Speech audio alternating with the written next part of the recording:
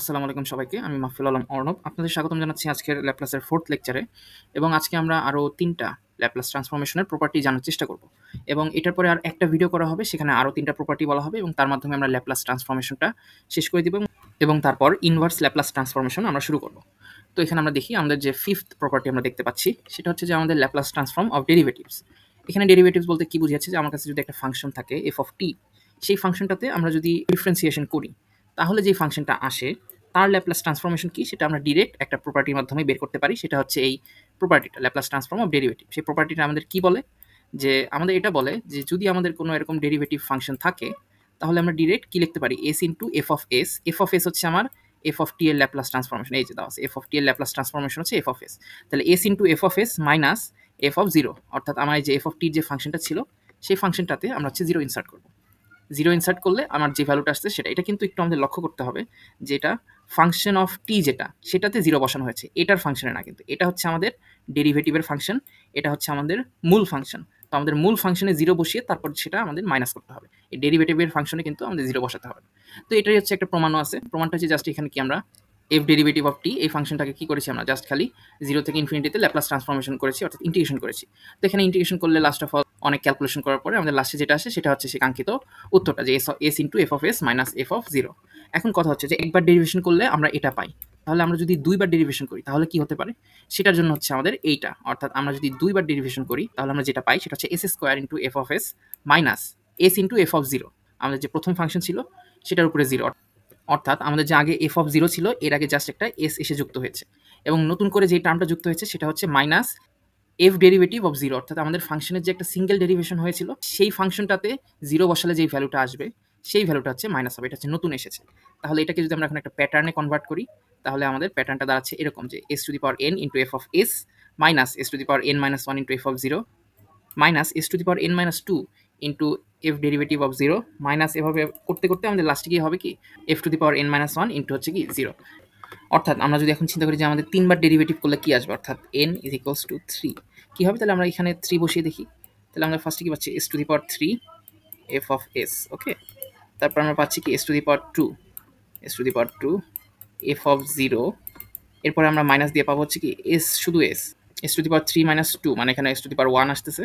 আর এরপরে আমাদের আসছে কি function of derivative of zero. এরপরে আমাদের যেটা আসবে, এস আর এখন আমাদের থাকবে না, আমাদের এসটা হয়ে যাবে কি গায়েব, এবং আমাদের থাকবে হচ্ছে function of double derivative zero. এটা হচ্ছে কি, এটা হচ্ছে আমার এন এর ভ্যালু যখন থ্রি, সে তখন এই ভ্যালুটা আসবে। অর্থাৎ আমাদের এস যতক্ষণ পর্যন্ত না যাবে ততক্ষণ পর্যন্ত এই সিরিজটা কন্টিনিউ করবে। তো আমরা আশা করি জিনিসটা বুঝতে পেরেছি। আমরা এখন একটা ম্যাথের প্র্যাকটিক্যাল এক্সাম্পল দেখি। আমাদের কাছে একটা ম্যাথ দেওয়া আছে যে কস থ্রি টি, এই কস থ্রি টি হচ্ছে আমার এফ অফ টি। এখন এই এফ অফ টির ভ্যালুটাও দিয়ে দিয়েছে ল্যাপ্লাস ট্রান্সফরমেশনের। এখন এই কস থ্রি টিকে যদি আমি ডেরিভেটিভ করি, মানে কস থ্রিকে যদি আমি ডিফারেন্সিয়েট করি, তাহলে যেটা আসে তার তার ল্যাপ্লাস ট্রান্সফরমেশন কি সেটা আমাকে বের করতে বলেছে। সেম জিনিসই আমরা এখন কি আমাদের ডেরিভেটিভটা লিখে ফেললাম যে কস থ্রি টি করলে minus three sign three T. এখন এটার জন্য আমাদের সূত্র কি বলে, আমাদের এখানে সূত্র বলে যে একবার ডেরিভেটিভ করলে কি S into F of S minus F of zero. ঠিক আছে, আমরা একটু লিখি নিই, S into F of S minus F of zero, এটা হচ্ছে একবারের জন্য। তো আমরা একবারের জন্য করি, আমার হচ্ছে এস এর ভ্যালু থাকলো যে এস, এফ অফ এস এর ভ্যালু এই যে আমার কাছে দেওয়া আছে S into S square plus nine, তাহলে S into S square plus nine minus F of zero, অর্থাৎ আমার যে মেইন ফাংশনটা ছিল মেইন ফাংশনে আমি জিরো ইনপুট বসাবো, তাহলে কস জিরোর ভ্যালু আসে কত ওয়ান, তাহলে কি মাইনাস ওয়ান। এখন এটা আমি যদি ক্যালকুলেশন করি আমার আসতে হচ্ছে minus nine by S square plus nine square, হয়ে গেল উত্তর। তো এটা দিয়ে এখানে জাস্ট বলেছে যে ইন্টিগ্রেশন ছাড়াই আমরা খুব সহজে ম্যাথটা করে ফেলতে পারি। আমরা এখন আরেকটা ম্যাথ দেখি। আমাদের হচ্ছে ফাংশন অফ টি দেওয়া হচ্ছে ই two the power three T. তো ই টু দি পাওয়ার থ্রি টিকে এখন বলছে যে এটাকে যদি ডিফারেন্সিয়েট করা হয় তাহলে এটা ল্যাপ্লাস ট্রান্সফরমেশন কি হবে। সেমভাবে আমরা সূত্রটা ফার্স্টে লিখে নিলাম, এস ইন্টু আমাদের ই two the power three T সূত্র কি ছিল, one by S minus A. তাহলে আমি এটা লিখে ফেললাম one by S minus A, এর ভ্যালু থ্রি, তাহলে one by S minus A minus F of zero, অর্থাৎ এখানে জিরো বসাবো। তো ই টু দি পাওয়ার জিরোর ভ্যালু কত ওয়ান, তাহলে ওয়ান বসিয়ে আমাদের ক্যালকুলেশন করলে আলটিমেটলি আসছে three by S minus three. Easy হয়ে গেল কাজ। তো আমরা এখন একটা ফাংশন সম্পর্কে দেখব। এই ফাংশনটাকে মূলত বলা হয় গামা ফাংশন। আমরা কিন্তু নতুন কোনো প্রপার্টি শিখতেছি না, এটা হচ্ছে একটা ফাংশন সম্পর্কে আমরা আইডিয়া নিচ্ছি, যেন আমরা যখন আমাদের দশমিকে ফ্যাক্টোরিয়াল ভ্যালু আসবে তখন আমরা কিভাবে হিসাব করব সেটা যেন আমরা বের করতে পারি। সেজন্য আমরা এই গামা ফাংশনটা দেখব কি আসলে এটা। তো আসলে গামা ফাংশনে আমাদের হচ্ছে প্রথমত যে জিনিসটা মুখস্থ করতে হয় সেটা হচ্ছে যে গামা ফাংশন অফ হাফ, এই যে আমরা যে চিহ্নটা দেখতে পাচ্ছি এটাকে গামা ফাংশন বলা হয়। Gamma function of half is equals to root pi. এটা একটা প্রমাণও আছে, গাউসিয়ান ইন্টিগ্রেশন করলে আমরা এই প্রমাণটা পাই। প্রমাণটা আমাদের দরকার নেই, এই জন্য আমি দেখাচ্ছি না। আমরা ডিরেক্ট এই মানটা মুখস্থ রাখবো, এই মানটা মুখস্থ রাখলেই আমরা কি সকল ধরনের ভ্যালু সলভ করতে পারবো।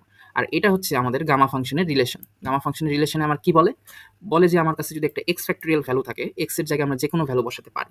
এক্স ফ্যাক্টোরিয়াল ভ্যালু থাকলে আমার গামা ফাংশনে যদি আমি তাকে প্রকাশ করি, তখন তাকে প্রকাশ করতে হবে gamma function of X plus one, অর্থাৎ সেই ফ্যাক্টোরিয়ালের সাথে ওয়ান যোগ করতে হবে। আর আমরা যদি তাকে গুণ আকারে প্রকাশ করতে চাই, তাহলে আমরা কি করতে পারবো, এক্সকে বাইরে রেখে X into gamma function of X, এভাবে আমরা প্রকাশ করতে পারবো। তো আমরা এখন দেখি আসলে যে এই জিনিসটা কিভাবে কাজ করে। আমরা আগে নিচ থেকে এখানে দুইটা ভ্যালুর ফ্যাক্টোরিয়াল বের করা আছে, একটা হচ্ছে 3/2 আর একটা হচ্ছে 5/2। আমরা আগে হাফের বের করবো, দেখি হাফের ফ্যাক্টোরিয়ালটা কিভাবে বের করতে পারবো। তো হাফের ফ্যাক্টোরিয়াল আমরা এই যে তিনটা রিলেশন একেই সবসময় ইউজ করবো, আর অন্য কিছু ইউজ করবো না। তো হাফ ফ্যাক্টোরিয়াল হচ্ছে আমাদের কি এক্স ফ্যাক্টোরিয়াল, এক্স এর ভ্যালু হচ্ছে হাফ। তো আমরা এটাকে আমাদের ডান সাইডে যে পোর্শনটা আছে এভাবে লিখি, X into gamma function of X. তাহলে আমরা কি লিখতে পারি, half into gamma function of half, তাই না, এভাবে লিখতে পারি। এখন আমাদের মুখস্থ ভ্যালু কি আছে, যে গামা ফাংশন অফ হাফের ভ্যালু হচ্ছে রুট পাই, উপরে আমার আসতে হচ্ছে রুট পাই। এটাই হচ্ছে কি আমার হাফ ফ্যাক্টোরিয়ালের ভ্যালু, অর্থাৎ রুট পাই বাই 2। এখন যদি আমি আসি যে 3/2 ফ্যাক্টোরিয়ালের ক্ষেত্রে আমরা কি করবো, এই যে আমি এই সাইডে লিখেছি। সো আমরা 3/2 ফ্যাক্টোরিয়ালকেও সেমভাবে যে ডানে যেই পোর্শনটা আছে X into gamma function of X, এই আকারে প্রকাশ করবো যেটা আমরা এখানে প্রকাশ করেছিলাম। তাহলে 3/2 ইন্টু গামা ফ্যাক্টোরিয়াল অফ 3/2। আচ্ছা, ভালো কথা। এখন আমরা 3/2 একটা কনস্ট্যান্ট ভ্যালু পেয়ে গিয়েছি, এটা নিয়ে আমাদের আর কিছু করার নেই। আমাদের যেটা করতে হবে সেটা হচ্ছে গামা ফাংশনটুকু নিয়ে, অর্থাৎ গামা ফাংশন অফ 3/2। এখন আমরা এই যে পোর্শনটা আছে এই পোর্শনটাকে এই আকারে প্রকাশ করবো, X plus one, gamma function of X plus one. কারণ আমরা জানি যে X factorial is equals to gamma function of X plus one, এভাবে আমরা প্রকাশ করতে পারি। তো আমরা এখন কি করবো, ওই আকারে প্রকাশ করতে যাবো এক্স প্লাস ওয়ান আকারে। তো আমাদের 3/2 কে যদি আমি এক্স প্লাস ওয়ান আকারে প্রকাশ করতে যাই, তাহলে এক্স এর ভ্যালু কত আসে, এক্স এর ভ্যালু আমার আসতেছে হচ্ছে হাফ, তাই না, হাফ, অর্থাৎ এক্স এর ভ্যালু কিন্তু এখন হাফ। তাহলে আমরা এখানে কি লিখলাম, যে gamma function of 3/2 is equals to half into gamma function of half. অর্থাৎ আমরা এবার যেই কাজটা করেছি আসলে সেটা হচ্ছে যে, আমি একটু অন্য কালার দিয়ে দেখাই তাহলে বুঝতে সুবিধা হবে, নীল দিয়ে দেখাই। এই রিলেশন থেকে আমি এবার এই রিলেশনে গিয়েছি, আগের বার গিয়েছিলাম মাঝখান থেকে এই রিলেশনে, এবার আমি হচ্ছে এই লেফট সাইডের রিলেশন থেকে এই রিলেশনে গিয়েছি। তাহলে এখন হচ্ছে আমার গামা ফাংশন অফ 3/2 কে আমি প্রকাশ করলাম হচ্ছে half into gamma function of half. এখন এই যে গামা ফাংশন অফ হাফের ভ্যালু কি আমরা জানি, তাহলে হাফ ইন্টু কি থাকলো আমাদের রুট পাই। এখন এই যে এই পোর্শনটুকু যে আছে আমাদের কাছে, এটাকে আমরা এখন এখানে ইনসার্ট করে দেবো। ইনসার্ট করলে এই যে নিচে ইনসার্ট করা অবস্থায় দেখানো হচ্ছে 3/2 into half into root pi, তাহলে 3/4 ইন্টু রুট পাই চলে আসতেছে। এখন কথা হচ্ছে যে এখানে তো আমাদের লেখা কি থাকার কথা, 3/2 ফ্যাক্টোরিয়াল থাকার কথা, তাই না, এখানে থাকার কথা হচ্ছে 3/2 ফ্যাক্টোরিয়াল, কিন্তু লেখা আছে গামা ফাংশন অফ 5/2। কেন লেখা, কারণ দুইটাই সেম। দুইটাই সেম কিভাবে হলো এখন আমাদের মাথায় আসতে পারে, যে 3/2 ফ্যাক্টোরিয়াল। এখন আবার আমরা এই রিলেশনে আসি, এখানে কি লেখা আছে, X factorial is equals to X plus one gamma function. তাহলে এক্স ফ্যাক্টোরিয়াল এখানে ছিল কত, 3/2 ফ্যাক্টোরিয়াল। তাহলে 3/2 প্লাস ওয়ান করলে কত আসে, 5/2 গামা ফাংশন। এটা কিন্তু রুট না, সরি, রুটের মধ্যে দেখাচ্ছে, এটা গামা ফাংশন। তাহলে 5/2 গামা ফাংশন, এই জন্য এখানে মূলত 5/2 গামা ফাংশন লিখেছে। এখানে যদি আমরা 3/2 ফ্যাক্টোরিয়ালও লিখি তাও কোনো সমস্যা নেই, উত্তরটা সম্পূর্ণ সঠিক। এখন আমরা যেটা বের করবো সেটা হচ্ছে 5/2 ফ্যাক্টোরিয়াল। তো 5/2 ফ্যাক্টোরিয়ালকে আমরা কি করবো, ফার্স্ট অফ অল হচ্ছে আমাদের এই ডান সাইডে যেভাবে X into gamma function of X, এই রুলস আমরা আগে ভেঙে দেবো। ঠিক আছে, সবগুলোর ক্ষেত্রে আমাদের রুলসটা এটাই। এই যে আমরা যদি একটু লক্ষ্য করি যে যখন ডিরেক্ট ফ্যাক্টোরিয়াল থাকে আমরা direct X into gamma function of X এই রুলসে ভাঙি, তারপর তাকে কনভার্ট করে নিই এই ফ্যাক্টোরিয়ালে, যেন তাকে আমরা ছোট করতে পারি, এবং তারপরে সেখান থেকে আবার তাকে আমরা এখানে ভাঙি, এভাবে একটা লুপ চলতে থাকে। এই যে এখানে আমরা কি ডিরেক্ট এই 5/2 ইন্টু গামা ফাংশন অফ 5/2, এখন 5/2 এই ভ্যালুটা তো কনস্ট্যান্ট, এখানে কিছু করার নেই। আমার হচ্ছে কি লাগবে, আমার লাগবে হচ্ছে গামা ফাংশন অফ 5/2। এখন মজার ব্যাপার হচ্ছে যে আগের ম্যাথটাতে অর্থাৎ 3/2 কেসে আমি গামা ফাংশন অফ 5/2 ভ্যালু বের করে রেখেছি, যেটা হচ্ছে কি আমার 3/4 রুট ওভার পাই। তাহলে সেই 3/4 রুট ওভার পাইটা লিখে ফেলেছি, এবং তার আগে যে কনস্ট্যান্ট ভ্যালু ছিল 5/2 সেটাও লেখা হয়েছে। ওভারঅল গুণ করলে আমার আসতেছে হচ্ছে 15 ইন্টু রুট পাই বাই 8। এটা হচ্ছে আমার ওভারঅল ভ্যালু। তাহলে এই যে ভ্যালুটা আসলো, এই ভ্যালুটাই কি আমার এখানে 5/2 ফ্যাক্টোরিয়ালের অ্যান্সার। এখন কথা হচ্ছে এত কিছু এগুলো কেন দেখলাম, এটা হচ্ছে আমরা নেক্সট ম্যাথ দেখলেই আশা করি বুঝে যাবো। তো এই ম্যাথে আমরা একটু দেখি যে আমাকে কি বলছে, find the Laplace transformation of sine root T. এই যে এখন আমরা বুঝবো sine root T, then find Laplace of cos root T by root T. Okay, ভালো কথা। তো সাইন রুট টির ক্ষেত্রে আমাদের যে কাজটা করতে হবে, যে আমাদের সাইন এক্সের যে এক্সপোনেনশিয়াল ফর্মুলা সেটাতে আমাদের ভাগ করে নিতে হবে। অর্থাৎ sine X equals to X minus X cube by 3 factorial plus X to the power 5 by 5 factorial. মানে প্রথমে মাইনাস প্লাস মাইনাস, উপরে প্রথমে পাওয়ার 1 3 5 7 এভাবে যাবে, এবং সেই পাওয়ারের ফ্যাক্টোরিয়ালি নিচে ভাগ হবে। তো ঠিক একইভাবে এটা লেখা হয়েছে, লেখার পরে হচ্ছে এখানে কি আমরা হচ্ছে জিনিসটাকে একটু ব্রিফলি লিখেছি, রুটকে হাফ, তারপর পাওয়ার 3 করার কারণে 3/2 5/2 এভাবে লেখা হয়েছে। এখন যে কাজটা করা হবে যে ল্যাপ্লাসে কনভার্ট করা হবে, অর্থাৎ এখন আমরা এটাকে সূত্রে ফেলবো। তো টি টু দি পাওয়ার এন এর সূত্র কি ছিল আমাদের, টি টু দি পাওয়ার এন এর সূত্র ছিল যে N factorial divided by S to the power N plus one. এই যে এখন এখানে এখন এন এর ভ্যালু কত, এন এর ভ্যালু আমার আসতেছে একটা হচ্ছে হাফ, একটা আমার আসতেছে হচ্ছে 3/2, একটা আসতেছে 5/2, কোনটা কিন্তু পূর্ণ সংখ্যা না। এই যে আমরা সেই হাফ ফ্যাক্টোরিয়াল, 3/2 ফ্যাক্টোরিয়াল, 5/2 ফ্যাক্টোরিয়াল এখানে হচ্ছে বের করে রেখেছিলাম। এই জন্য মূলত আমাদের গামা ফাংশনটা দরকার ছিল। তো এখানে অ্যাকচুয়ালি যে কাজটা করেছে যে সেই গামা ফাংশনে উপরের যে এন ফ্যাক্টোরিয়াল পোর্শন, সেই পোর্শনটা এখানে লিখেছে এন ফ্যাক্টোরিয়াল। এখানে লিখেছে যে গামা ফাংশন অফ 3/2, এখানে হচ্ছে এই যে n+1 আকারে লিখেছে, আর কিছু না। যে 3/2 গামা ফ্যাক্টোরিয়াল অফ 5/2, কারণ এখানে হাফের ক্ষেত্রে কি হয়, যখন আমার হাফ ফ্যাক্টোরিয়াল হয় আমরা এই যেখানে দেখতে পাচ্ছি half factorial is equals to gamma function of x+1, অর্থাৎ ইজ ইকুয়ালস টু আমরা লিখবো gamma function of half plus 1 সমান সমান আমার আসতে হচ্ছে গামা ফাংশন অফ কত 3/2। সেই জিনিসটা মূলত এখানে লেখা হয়েছে। এটা 5/2, এটা 7/2। এখন এই যে আমরা যে এখানে ডিরেক্ট যেভাবে বের করেছি মানগুলো, এই মানগুলো এখানেও আমরা কি ডিরেক্ট বসাবো। এখানে আর বসানোটা দেখানো হয়নি, ডিরেক্ট ক্যালকুলেশন করে কমন না হচ্ছে √π/2। √π/2 কার ভ্যালু ছিল, √π/2 ছিল হচ্ছে আমার হাফ ফ্যাক্টোরিয়ালের ভ্যালু। এই যে হাফ ফ্যাক্টোরিয়াল ভ্যালু ছিল √π/2। তো সেই √π/2 কে আমরা কমন নিয়েছি এবং s⁻³ এটা আমার ফার্স্ট কেসে s এর ভ্যালু ছিল। তো আমরা সেটা কমন নেওয়ার ফলে আমাদের যে প্রথম t⁻½ এর যে ল্যাপ্লাস হয় সে হয়ে যাচ্ছে 1, এবং পরের জন হয়ে যাচ্ছে 1/2² s প্লাস তারপরের জন হচ্ছে 1/2 factorial into 1/2² s whole square minus, এভাবে আর কি একটা সিরিজ চলতেছে। তো এখন এই ধরনের যে সিরিজ আমাদের চলতেছে, এই সিরিজকে আমরা আরেকটা সিরিজের আকারে প্রকাশ করতে পারি, তাকে বলা হয় e⁻x।